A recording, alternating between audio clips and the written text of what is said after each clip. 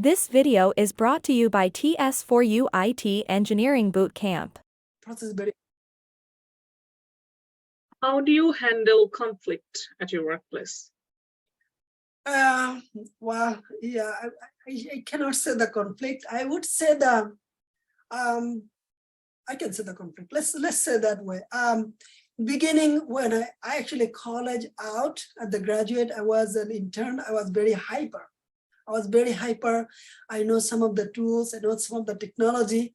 The more about them, I'm very passionate about the talking about them. And I joined as an intern. And then what happened? And my over conversation actually sent the wrong signal to the seniors. Because I was passionate. Of course, passion is good, but the over passion is not good. So I was actually the pull out, and I had a meeting with one of the senior. He said, I love your passion. I love your energy. But as you are intern, and we have some expectation from you. We have some process in place. I will appreciate if you work with me. I'll make you the rock star in 3 months.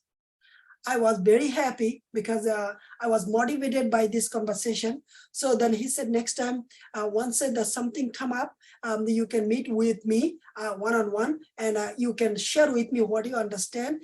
And I will tell you what is the best practice. And of course, based on the best practices, we'll be assigning you the new challenges, new work and activities. At the same time, whatever you do, you actually bring your own documentation, your own understanding, give like the short speech, short pitching, what you understand. Once we see everything is good, and then we'll actually allow you to continue that journey.